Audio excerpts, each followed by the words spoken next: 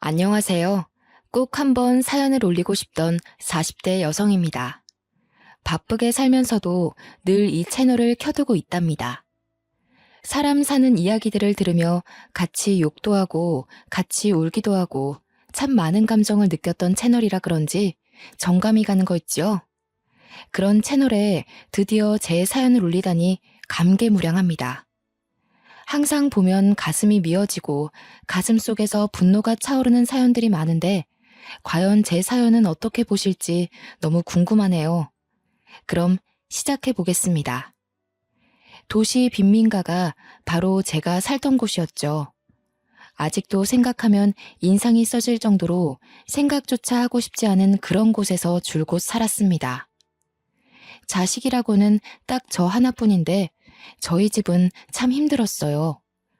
한 번도 부유했던 적이 없었고 빈민가에서 줄곧 살았던 게 제 일상이고 인생이었는데 저는 적응을 못했습니다. 그곳에서 사는 내내 무서웠고 싫었고 두려웠죠. 방음은 기대도 할 수 없었기에 지나가는 행인들의 웃음소리나 싸우는 소리 등의 별소리가 다 들렸거든요. 간혹 모두 잠든 새벽녘 누군가 고함이라도 치며 욕을 퍼부으면 전 그렇게 무서웠습니다. 밖에서 소리치는 그 사람이 꼭 저희 집에 들어와서 행패를 부릴 것 같았죠. 그렇게 허름했고 보안이라고 기대할 것도 없었습니다. 솔직히 말하면 어린 딸을 키우기에는 최악의 조건인 집이었죠. 물론 형편이 어려우니 어쩔 수 없다는 거 저도 잘 알았습니다. 그러나 제가 이해가 안 가는 부분들이 너무 많았어요. 저희 엄마께서는 골목길에서 김밥을 파셨습니다. 가게가 정식으로 있던 건 아니고 그냥 노점 느낌으로 파신 거지요. 하루 벌어먹고 사는 느낌이었고 저희 집은 이렇게 가난했는데도 엄마께서는 늘 배고픈 사람들에게 김밥을 나눠주셨습니다. 이렇게 되면 재료비만 나가고 버는 수익이 없으니 늘 마이너스가 될 수밖에 없잖아요. 형편이 좋아질래야 좋아질 수도 없었죠. 더 화가 나는 건 없는 살림에 빈민가 이웃들에게 도움을 참 많이도 줬다는 겁니다. 저희도 먹을 게 없어서 늘 배고프게 살아야 했는데 이 집 저 집 돌아다니며 반찬거리도 나눠주시고 김밥도 나눠주셨죠. 제 3자 입장에서 봤을 때는 참 훌륭하고 멋지다고 할 수 있지만 자식 입장에서는 결코 반가운 오지랖이 아니었습니다. 엄마가 이렇게 오지랖을 부리시며 살림을 마이너스로 만들고 있으면 아빠라도 바로 잡아주셨으면 참 좋았을 텐데 두 분은 아주 천생연분이셨죠. 아빠께서는 엄마 못지않게 참견이 많으신 분이셨고 뭔가를 보고 지나치지 못하는 성격이셨습니다. 예를 들어 누군가 괴롭힘을 당하는 것 같다 싶으면 그 현장에 가서 중재를 시키고 화해를 시킨 후 피해자 집까지 데려다주고 안전하게 들어가는 걸 봐야 직성이 풀리는 성격이셨죠. 너무 스트레스를 받았습니다. 정말 어린 나이에는 이런 부모님의 성향을 파악하지 못해서 그냥 저희 집은 가난한 줄 알았어요. 그런데 제가 겨우 10살쯤 되니 보이더라고요. 아, 우리 집은 가난할 수밖에 없구나 싶었습니다. 그래서 저는 이런 부모님께 10살 무렵 이른 사춘기가 온 아이 마냥 자주 투덜거렸죠. 엄마, 제발 김밥 좀 돈 주고 팔라고 했잖아. 나도 배고파 죽겠는데 왜 자꾸 다른 사람들만 챙기냐고. 엄마도 돈 주고 만들면서 왜 남한테 공짜로 주려고 그래? 엄마는 재료비 안 들어? 만드는 시간에 대한 돈은 누가 주는데? 아영아, 우리도 힘들지만 그래도 우리 식구들은 밥은 먹지? 정말 힘든 사람들은 이 밥 한 끼를 못 먹어서 고통스러워해. 조금 더 여유가 있는 우리가 베풀어야 하는 거야. 아, 우리가 왜 베풀기만 하냐고. 아무도 우리 집 안 도와주는데. 내 친구들이 뭐라는 줄 알아? 골목길 김밥 아줌마한테 가서 배고파요 하고 불쌍한 척하면 다 준다고 엄마를 바보 같다고 하잖아. 친구들이 엄마를 그렇게 말해서 속상했구나, 우리 딸이. 아, 몰라. 진짜 엄마 미워. 거기서 그렇게 김밥 좀 공짜로 주지 말라고. 저는 골목길에서 김밥 파는 엄마가 창피하거나 부끄러운 게 아니었습니다. 그건 부끄러운 일이 아니라고 생각을 했거든요. 그러나 그 김밥 아줌마가 제 엄마인 걸 모르는 친구들이 자꾸 엄마 욕을 하는 게 너무 싫었던 거죠. 친구들 사이에서 김밥 아줌마는 아주 유명했습니다. 배고프다고 조금만 불쌍한 척하면 김밥 한 줄을 주고 더 불쌍한 척하면 두 줄도 준다고 말이죠. 하나뿐인 제 엄마가 친구들 사이에서 놀림거리가 되는 걸 누가 좋아하겠습니까? 저는 그게 너무 싫었던 겁니다. 그러나 제가 이렇게 말해도 변하는 건 하나도 없었어요. 시간이 갈수록 부모님께 불만은 커져만 갔고, 저는 부모님과 대화도 잘 하지 않고 매일같이 뾰루퉁하게 삐져 있었습니다. 그러던 어느 날 너무 큰 일이 벌어졌죠. 여느 때처럼 학교를 마치고 집에 가는 길에 골목길을 괜히 쓱 봤는데 엄마가 안 계시는 겁니다. 제가 늘 뾰루퉁한 표정으로 엄마를 쳐다보면 활짝 웃으며 인사를 해주셨고, 비가 오나 눈이 오나 김밥을 파셨던 엄마가 안 계실 리가 없었죠. 뭔가 이상하다 싶었지만 혹시 집에 계시지 않을까라는 기대감에 집으로 막 뛰어갔습니다. 그리고 그날 처음으로 밤늦게까지 혼자 집에 있어야 했어요. 부모님과 있어도 무서운 그 집에 이유도 모른 채 밤늦게 부모님을 기다리던 저는 공포에 질려 펑펑 울고 말았어요. 울다 잠이 들었는데 엄마께서 뒤늦게 오셔서 정말 슬픈 얼굴로 저를 끌어안고 오열을 하셨죠. 그런 저는 못나게도 왜 늦게 나타났냐며 원망의 말만 내뱉고 말았습니다. 어떻게 나 혼자 두고 지금 올 수 있어? 나 얼마나 무서웠는지 알아? 엄마가 어떻게 된 줄 알았잖아. 하영아, 하영아, 우리 이제 어쩌면 좋니? 뭐를, 왜 자꾸 우는데? 무서웠던 건 난데. 하영아, 우리 딸, 어떻게 정말. 엄마는 한참 동안 제대로 말도 못하시고 오열을 하셨습니다. 뾰루퉁하게 엄마한테 투덜거리던 저도 뭔가 심상치 않은 분위기를 감지했어요. 10살이면 꽤 어린 나이인데 그 나이 때 느낄 수 있는 가장 큰 공포심과 불안함을 느꼈던 순간이었죠. 저는 점점 말이 없어졌고 엄마의 눈물이 멈추길 기다렸습니다. 한참을 오열하시던 엄마는 제 머리를 쓸어 넘기시고 얼굴을 만지시길 몇 번을 반복하셨을까요? 어렵사리 입을 여셨습니다. 아빠께서 하늘나라로 가셨다고 말이죠. 처음에 엄마께 이 말을 듣고는 아무 생각이 나지 않았어요. 아빠가 하늘나라로 갔다는 것 자체가 실감이 나지 않았습니다. 분명 오늘 아침까지만 해도 아빠랑 인사도 하고 장난도 쳤으니 말이죠. 거기다 고개를 돌려 집을 봤는데 여전히 아빠의 흔적이 다 그대로인데 어떻게 아빠가 하늘나라로 갔다는 건지 모르겠더라고요. 저는 울지도 않았고 그냥 가만히 멍하게 있었습니다. 한참을 엄마와 시간을 보내고 대화를 한 후 장례식장으로 갔는데 아빠 영정사진을 보고 조금씩 감정이 이상했어요. 너무 어려서 저게 영정사진인지도 몰랐고 그냥 아빠 사진이 큼직하게 있다는 정도로 인식했는데 아빠 지인들과 가족들이 너무나도 슬프게 우는 겁니다. 그리고 모두 저를 발견하자마자 이제 어떡하냐며 통곡을 하시는데 그때서야 아빠 없는 현실이 조금씩 실감났어요. 아빠가 정말 세상을 떠나셨더라고요. 제가 고작 10살이었고 아직 하고 싶은 것도 많았고 못 해본 게 너무 많았는데 그냥 그렇게 하루아침에 가셨습니다. 솔직히 이별이란 게 뭔지 제대로 느끼지도 못할 나이에 아빠를 보내야 해서 마음껏 아파하지도 못했습니다.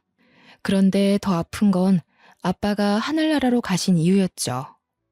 불의를 보면 못 참는 우리 아빠가 길을 걷다가 동네 양아치들에게 맞고 있는 남학생을 발견했다고 합니다.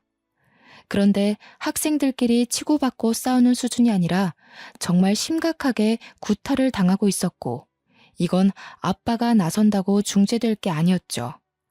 당연히 경찰을 불러서 해결을 했어야 했는데 아빠는 다급한 마음에 스스로 나섰고 학생을 지키기 위해 대신 심한 폭행을 당하셨습니다. 폭행의 정도가 너무 심했고 아빠는 어떻게 해보지도 못하시고 현장에서 심장마비로 가셨다고 하셨죠. 너무 억울하고 분하지만 안타까운 건 제가 너무 어렸고 엄마께서는 그 당시에 아빠를 잃고 경황이 없으셔서 그 양아치들에 대한 법적 조치를 제대로 하지도 못하셨습니다. 한 가정의 가장을 하루아침에 떠나보내게 만든 그 양아치 학생들은 고작 강제 전학 조치만 내려졌죠. 지금 생각해도 너무 분하고 열받는 처분이지만 이미 시간이 너무 흘러 어쩔 수도 없었습니다. 명백하게 사람을 죽였는데 어떻게 강제 전학 가는 걸로 끝이 났을까요? 그들에게 강제 전학은 벌도 아니었을 겁니다. 그저 다른 학교로 가서도 똑같은 짓을 하고 있을 아주 쓰레기 같은 놈들이겠죠. 사람을 죽인 그 양아치들은 아주 잘 먹고 잘 살고 있을 텐데 왜 그들에게 아무런 법적 조치가 일어나지 않는지 너무 원망스러웠습니다. 아빠께서 하루아침에 허망하게 떠나신 후 저희 집은 말할 것도 없이 힘들었어요. 안 그래도 경제적으로 힘들었던 집이었지만 더 심각했죠. 아빠께서는 원래 동네 이발소를 운영하셨습니다. 그런데 문제는 엄마처럼 남을 돕기 위해 운영한 것이지 돈을 벌 목적이 아니셨습니다. 워낙 빈곤한 동네이니 돈 없는 어르신들에게는 늘 무료로 이발을 해주셔서 솔직히 수입은 거의 없는 편이었죠. 사실 엄마보다 아빠가 더 심하셨어요. 이발소에 손님이 없으면 아예 이발소 문을 닫아버리고 미용 장비들을 챙겨서 이리저리 돌아다니거나 거동이 어려우신 어르신을 집으로 직접 가서 무료로 이발을 해주셨어요. 저희 부모님 참 선하고 좋으신 분들이지요. 그러나 어린 저는 무턱대고 남을 돕는 부모님을 이해할 수 없겠더라고요.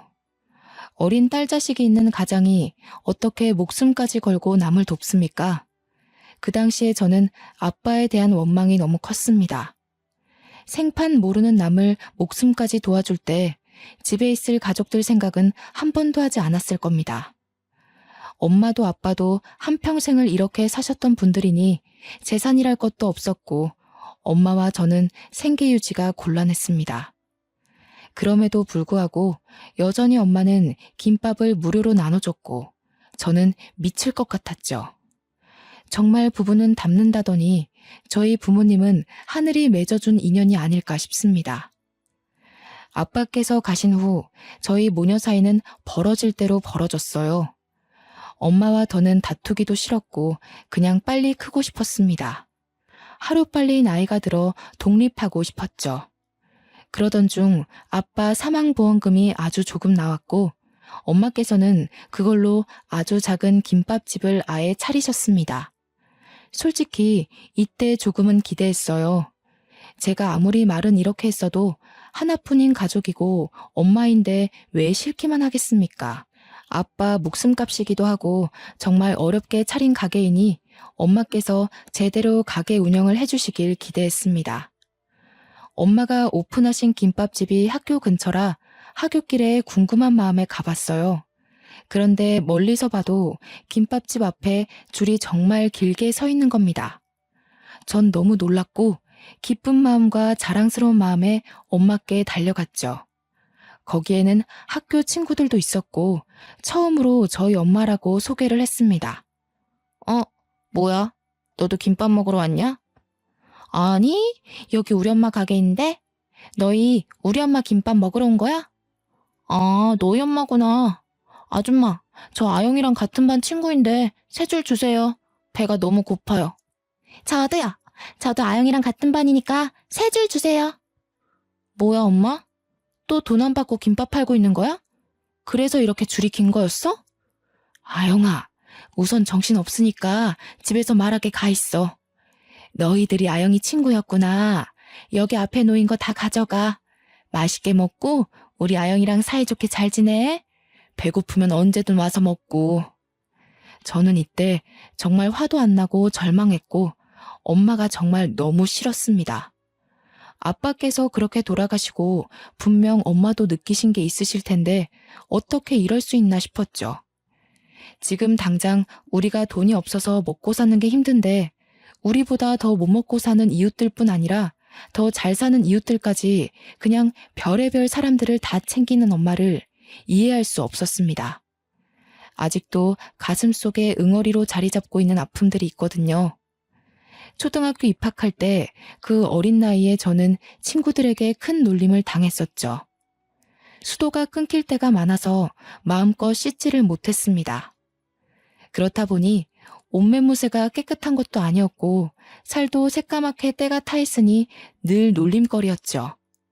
심지어 옷은 늘 같은 것을 입다 보니 해져 있어서 친구들은 저를 보고 냄새나는 거지라고 놀렸어요. 제가 이렇게 놀림 당하는 걸 엄마께서는 알고 계셨는데 우는 제게 이런 말씀을 하셨습니다. 우리보다 더 못 사는 사람들이나 도움을 필요로 하는 사람은 늘 도와줘야 한다고 말이죠. 안 그래도 엄마에게 감정이 좋지 않았는데 그 순간 모든 기대가 무너졌고 그 이후 저는 엄마는 어떤 소통도 하지 않았습니다. 그렇게 사춘기가 되었고 저는 꽤 엇나가는 삶을 살았어요. 지금 생각해보면 후회스럽고 창피하지만 중학교를 다니며 나쁜 건 다 했습니다. 우연히 어울리게 된 친구들이 길거리에서 담배 피고 나쁜 짓 하는 양아치들과 친했는데 저도 자연스럽게 그 무리에 섞여 놀았죠. 그 무리에 섞이면서 들어가기 싫던 집도 잘 안 들어가거나 아주 늦은 시간에 들어갔고 또 담배까지 배워버리고 말았습니다. 이렇게 망가지고 있는 제 모습을 굳이 엄마께 숨기지도 않았어요. 중학생이 저런 행동을 하고 다니면 너무 큰 잘못이기에 최소한 숨기고 조심하는 모습이라도 보이는 게 정상인데 저는 담배를 피우고 냄새가 나던 말던 신경도 쓰지 않고 집에 들어갔습니다. 정말 미련하고 멍청한 행동을 엄마에게 반항을 한 거죠. 이렇게 망가지고 엇나가는 저를 보며 엄마께서는 반응하셨고 많이 우셨습니다. 하나영, 너 정말 이럴 거야? 너 지금 나이가 몇 살인데 집에도 안 들어오고 담배를 피워. 내가 보여? 오래 살고 볼 일이네? 몇 년 만에 내가 보이는 거야? 아영아, 제발 이러면 안 돼. 아영아, 착하게 살아야 복이 오는 법이야. 응? 너 정말 아빠도 없는데 너까지 이러면 엄마 억장 무너져 이거사. 이제야 억장이 무너져? 난 답답한 부모 밑에서 살면서 이미 진작에 무너졌어. 그냥 하던 대로 해. 나 말고 불쌍한 사람인가 뭔가 그딴 사람들이나 돕고 살아. 왜 갑자기 관심 있는 척을 하는데? 아영아, 엄마가 잘못했어. 엄마가 미안해. 그러니까 제발 이러지 마. 너 이러면 엄마가 살 수가 없어. 아영아, 딱 한 번만 학생 신분에 맞게 노력해주면 안 돼? 이날 소리도 못 내고 숨죽여 많이 울었습니다. 많은 감정이 들었거든요. 진작에 좀 내 마음을 알아주지 싶은 마음도 있었고 한편으로는 엄마에게 너무 큰 충격과 상처를 준 것 같아서 죄송스러웠죠. 저는 중학교를 다니는 내내 엄마에게 큰 상처를 줬지만 엄마의 말대로 딱 한 번이라도 학생답게 노력을 해보고 싶었습니다. 그래서 고등학교 입학과 동시에 담배도 끊었고 중학교 때 만나던 친구들도 싹 다 연락을 끊었어요. 그리고 이악 물고 공부만 했습니다. 사실 어려서부터 제대로 공부를 한 적이 없어서 너무 힘들었죠. 하얀 건 종이요, 검은 건 글자요. 이게 딱 제 마음이었지만 포기하지는 않았습니다. 열심히 노력을 했지만 성적은 좋지 않았어요. 저는 1학년 성적을 망치고 그때부터는 과목별로 공부할 때마다 모르는 게 생기면 꼭 선생님에게 질문을 했어요. 온종일 물어가며 머리를 싸매고 공부를 했더니 선생님들도 귀찮으실 텐데 오히려 저를 예쁘게 봐주셨고 더 자세히 봐주셨죠. 이렇게까지 머리를 싸매고 이악 물고 공부하던 저는 목표가 있었습니다. 중학교 내내 나쁜 짓 하고 1학년 성적도 망쳤지만 변함없이 제 목표는 의대였죠. 이유는 아픈 환자를 치료해주고 싶은 마음보다는 그저 돈을 잘 벌어서였어요. 지긋지긋한 이 가난을 끊을 수 있는 유일한 직업이라 생각을 해서 저는 꼭 의대를 가야 했습니다. 다들 제가 의대를 목표 삼고 있다고 하면 비웃었어요. 중학교 때 어떻게 지냈는지도 알았고 1학년 성적을 알았으니 말이죠. 그런데 전 아랑곳하지 않았고 1년 365일 내내 흔들림 없이 꿋꿋하게 공부만 했습니다. 공부를 하면서도 내가 정말 갈 수 있을까와 같은 생각들이 머리에 가득 찰 수 있지만 저는 그런 생각조차 하지 않았어요. 아무 생각 없이 공부만 하는 저를 보며 엄마께서도 묵묵히 케어를 해주셨습니다. 제가 공부하던 이때가 집이 가장 조용했던 시기였죠.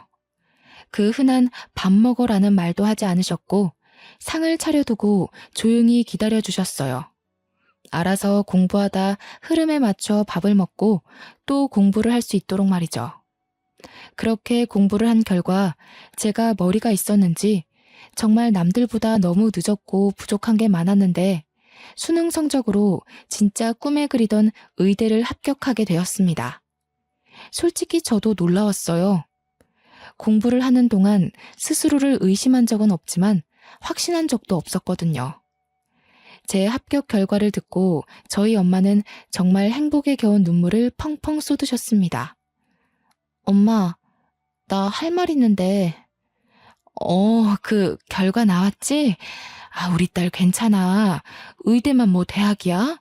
그렇게 노력한 모습으로도 엄마는 충분해. 고생했어, 우리 딸. 의대 안 가도 괜찮아? 그럼 엄마가 뭐 아영이 너 의사 만들려고 공부시켰나? 괜찮아, 기죽지 마. 어쩌지? 나 의대 합격이래, 엄마. 나 너무 신기해, 진짜로. 뭐?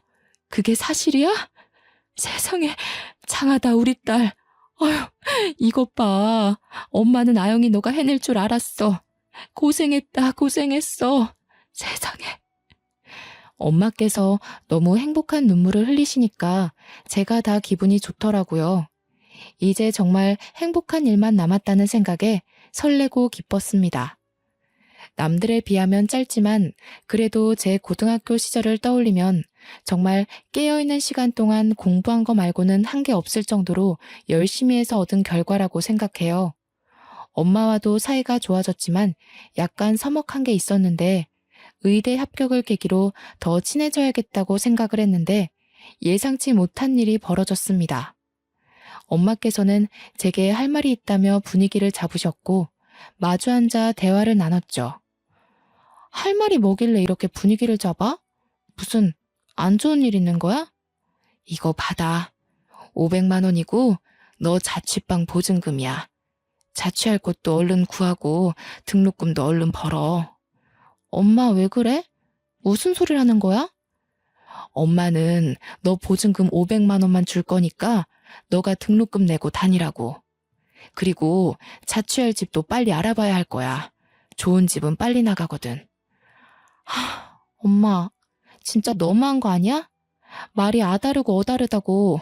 우리 집 형편 뻔히 알아서 등록금 내주는 건 기대도 안 했는데 어떻게 이렇게 말할 수 있어? 생판 모르는 남들은 그렇게 잘만 도우면서 하나뿐인 딸은 서울 가서 혼자 살아야 하는데 500만 원 쥐어주고 집도 알아서 구하고 학교도 알아서 다녀라 이거야? 아영아, 엄마가 늘 말했잖아. 생판 모르는 남이 아니라 어렵고 도움이 필요한 사람을 돕는 거라고. 아무튼 그렇게 알고 있어. 엄마는 김밥 재료 준비해야겠다. 저는 너무 충격적이었습니다. 돈을 기대한 건 아니었지만 적어도 딸이 타지살이를 하게 되면 당연히 걱정스러운 마음에 같이 올라가서 집도 같이 알아보고 계약을 하는 게 엄마 마음 아닌가요? 저 당시에 제 마음은 500만 원 쥐어주고 너 살 집까지는 구해줬으니 이제 알아서 살으라고 하는 것 같았습니다. 그래서 너무 서운했고 마음이 아팠어요.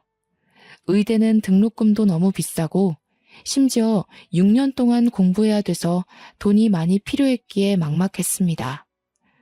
그렇게 꿈꾸던 의대에 합격해놓고 이렇게 슬플 줄은 몰랐죠. 비록 중학생 때 정말 나쁜 행동을 했었지만 고등학생 때 정신을 차리며 의대 합격이라는 기쁨을 엄마께 안겨드리면서 모녀 사이가 많이 회복될 거라고 기대를 했습니다. 그러나 그 말을 듣고 다시 한번 굳게 마음이 다쳤죠. 홀로 서울에 어렵게 터를 잡았지만 당장 먹고 살 게 문제였습니다. 여전히 공부에 손을 놓을 수는 없었고 일은 해야 했기에 너무 막막했어요. 한참을 고민한 끝에 저는 제 학부를 강조해서 고액 과외들만 하며 돈을 벌어서 공부를 했고 정말 힘겹게 의대를 졸업했습니다. 다시 대학생으로 돌아가라고 하면 죽어도 돌아가지 못할 정도로 힘들게 살았죠. 제가 이렇게 사는 동안 엄마께서는 걱정도 하지 않으셨습니다. 한 달에 한 번씩 전화하며 잘 지내냐 물으셨고 잘 지낸다고 말하면 알겠다며 바로 끊는 게 전부였죠. 그렇다 보니 엄마에 대한 애정이 없었습니다.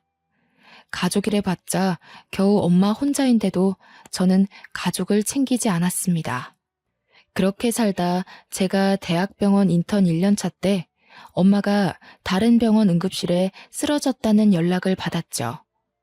보호자가 저뿐이라 급하게 연락을 받았습니다. 저는 이때 불효녀인 저를 원망하고 또 원망할 수밖에 없었어요. 급하게 엄마가 계신 응급실로 갔는데 피검사를 했더니 간암이 의심되어 정밀검사가 필요하다는 말을 들었습니다. 전혀 몰랐는데 저를 서울로 보낸 후 엄마께서는 극심한 외로움에 매일 소주 한 병씩 습관처럼 마셨다고 하셨죠. 의식이 없는 엄마의 얼굴을 뚫어져라 보는데 제가 무심했던 사이 엄마가 너무 나이 드신 게 눈에 보여 눈물을 하염없이 흘렀습니다. 한참을 울던 중 엄마가 정신을 차리셨고 힘겹게 제게 보고 싶었다고 너무 보고 싶었다며 눈물을 흘리셨죠. 저희 모녀는 대체 왜 이러는 건지, 왜 이렇게 서로 엇나가고 마음을 모르는 건지 마음이 너무 아팠습니다. 서운한 게 있으면 대화로 풀어라도 볼 것을 자식이라곤 저 하나인 엄마에게 거리를 두고 살았으니 그간 얼마나 외로우셨을까.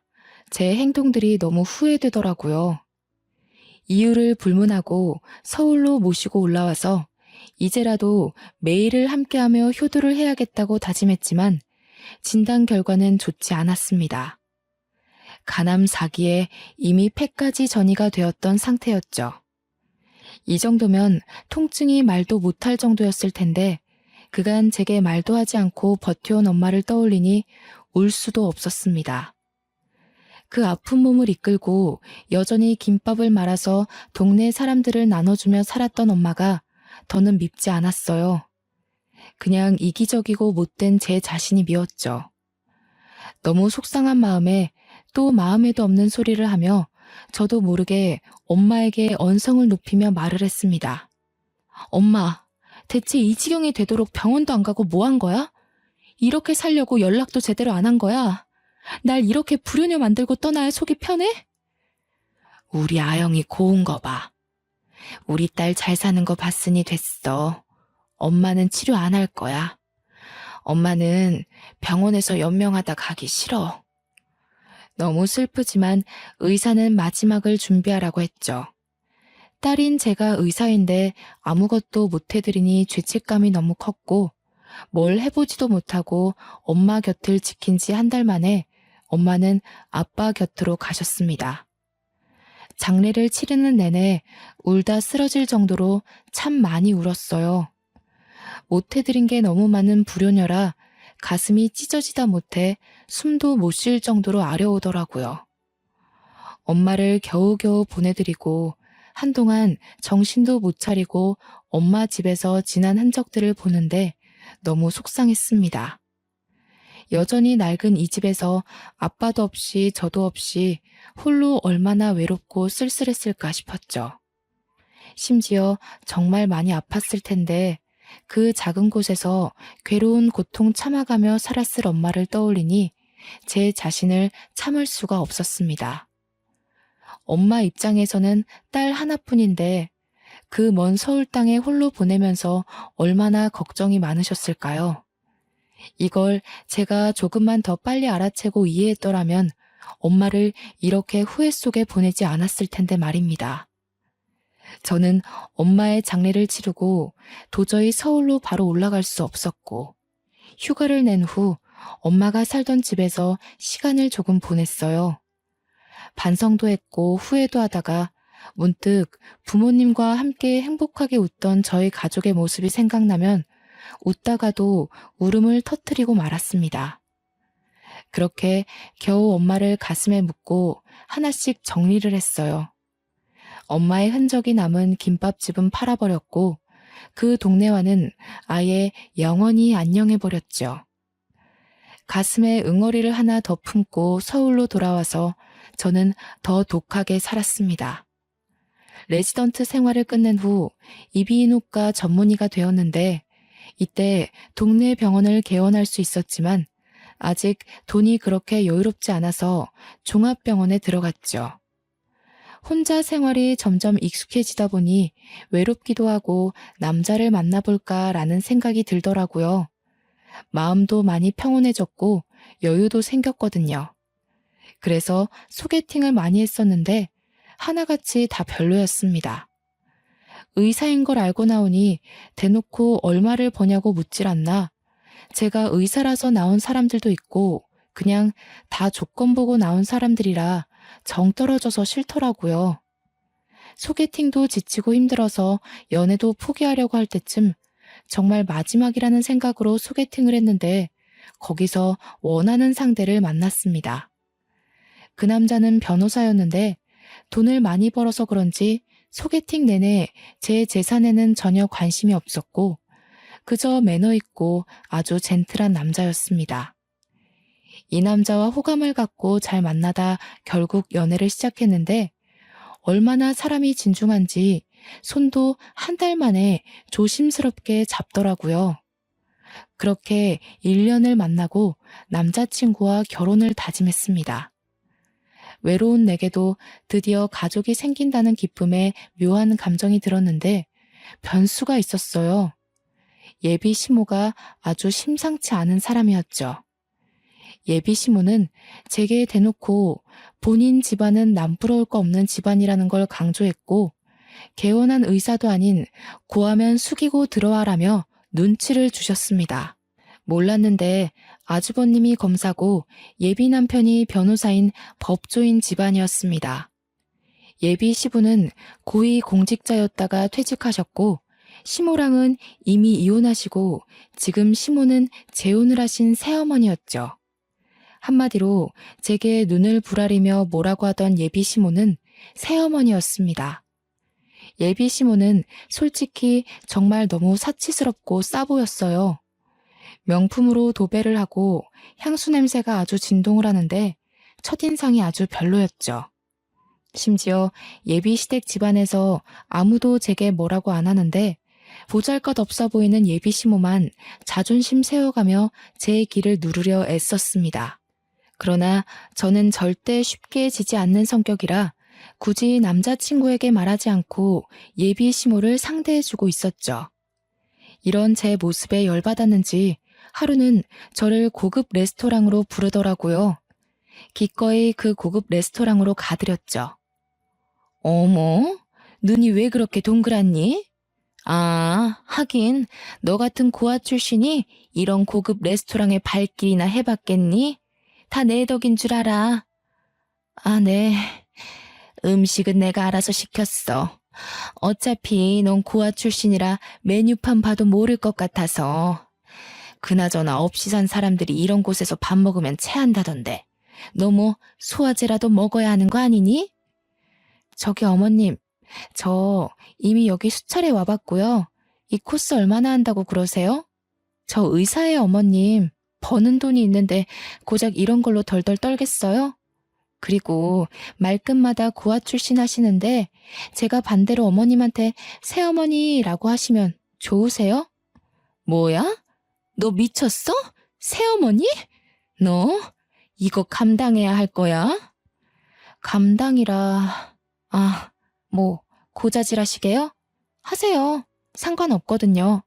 못할 말 뱉으신 건 어머님이니까 전 괜찮아요.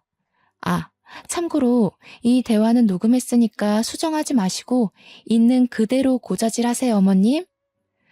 말끝마다 고아라고 말하며 무시하는 예비 시모에게 그대로 되갚아주자 제 얼굴에 와인을 확 뿌리며 소리를 지르더군요. 순식간에 주변 사람들 모두 웅성거리며 시선이 집중되었지만 아랑곳하지 않고 끝까지 까랑까랑하게 말씀하셨죠. 야, 고아 따위가 어디서 감히 자존심을 세우고 있어? 내가 너보다 훨씬 오래 살았는데 감히 너 따위가 누굴 가르치고 있어? 너 의사 배지 달면 뭐 인생이 바뀔 줄 알았어? 착각하지 마.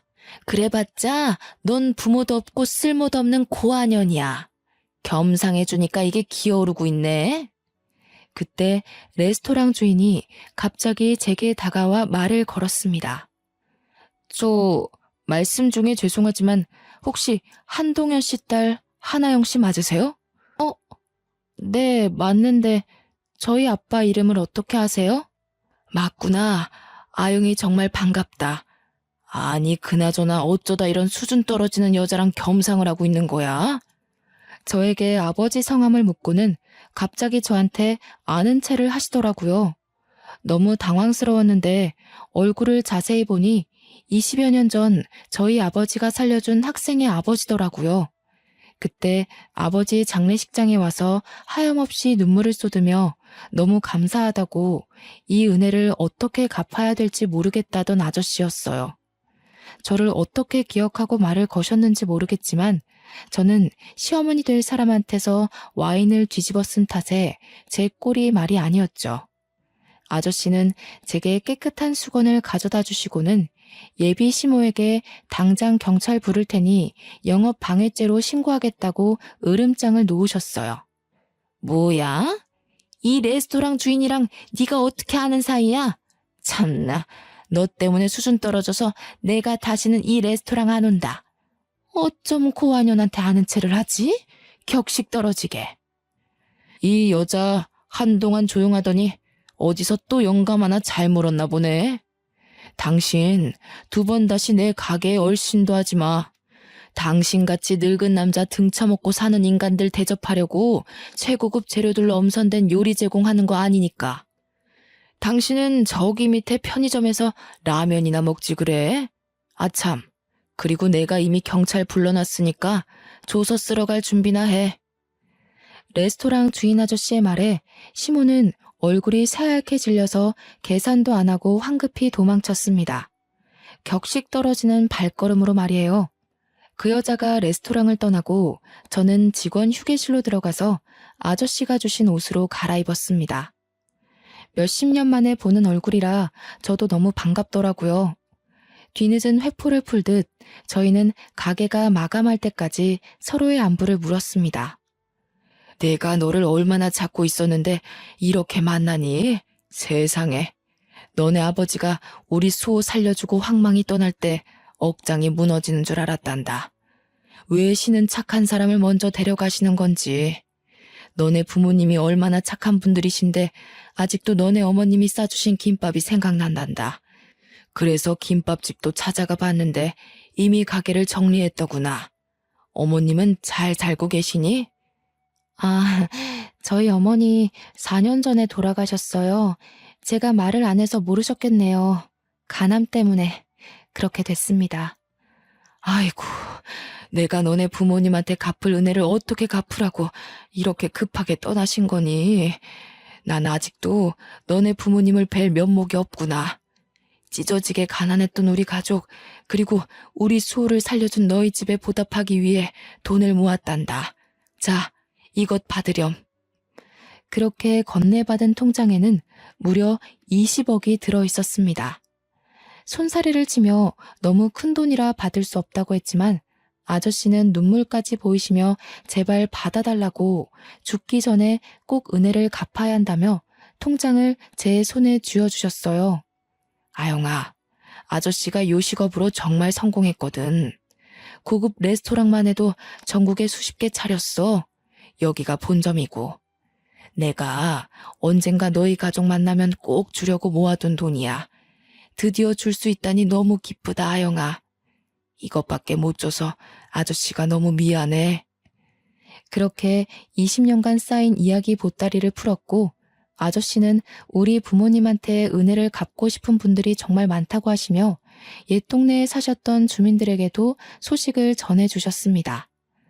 아저씨의 차를 타고 다 함께 부모님 빈소에 인사를 하러 갔습니다. 세상에, 아영 엄마, 뭐가 그렇게 급하다고 떠났어. 내가 아영 엄마가 싸준 김밥 덕분에 죽고 싶은 마음을 꾹 참고 매일매일 살려고 노력했어. 그 김밥 없었으면 우리 가족은 다 굶어 죽고 이 세상에 없었을 거야. 이 말을 너무 뒤늦게 말했다, 그치? 아영이가 참 이쁘게 곱게 컸네. 하긴 엄마 아빠가 그렇게 인물이 좋으니 아영이도 그렇지. 이제 우리가 있으니까 아영 엄마, 아영 아빠 하늘에서 보고 있지? 우리가 아영이 잘 키워줄게. 걱정 말고 맡겨줘. 살아있을 때 갚지 못하는 애는 내가 죽을 때까지 우리 아영이 도와주며 갚을게. 날 좋은 날 하늘에서 다 같이 봅시다. 고마웠어. 아휴, 왜 이렇게 눈물이 나는지 모르겠네. 그동안 얼마나 마음고생이 심했어, 그래. 고생했다. 고생했어. 이제는 여기가 다 이모고 삼촌이고 엄마고 아빠라 생각하고 살아라. 아영아, 알겠지? 다들 왜 우세요, 좋은 날에. 워낙 형편이 어려운 주민들이 많아서 대부분 그대로 살고 계셨지만 레스토랑 아저씨처럼 성공하신 분도 계셨습니다. 제가 좋은 소식 들고 왔으면 좋았겠지만 예비 심호로 인해 파혼을 결정하며 어깨가 조금 무겁더라고요. 그래도 조금 속 시원했던 건 예비 심호와의 대화 녹취본을 시댁 식구들 카카오톡에 전부 보내버렸습니다. 처음에 남자친구에게 파혼하자고 했더니 너무 당황해하며 우리가 어떻게 헤어지냐고 이유가 뭐냐고 난리가 났었죠. 그래서 전 대답도 하지 않고 그냥 저 녹취본 파일을 보내줬습니다. 예비 시모가 시댁 식구들 앞에서는 현모양처에 아주 교양 있는 척을 다 떨었을 텐데 아마 그 녹취본을 들은 식구들의 충격은 굉장할 거예요. 그렇게 2주가 지날 때쯤 뜬금없이 예비 시부가 연락 와서는 잠시만 자기를 만나줄 수 있냐고 부탁하는 거예요. 약속된 장소로 가서 대면대면 이야기를 시작했더니 글쎄 갑자기 예비 시부가 이혼을 한다는 겁니다.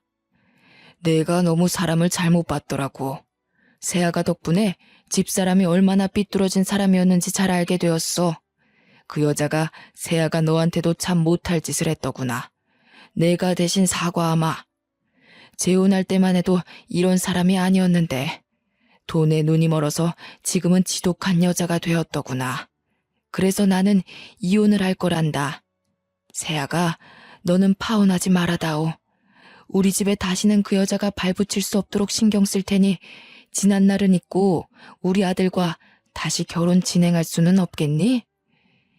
진심 어린 예비 시부의 사과에 저는 고민을 했습니다.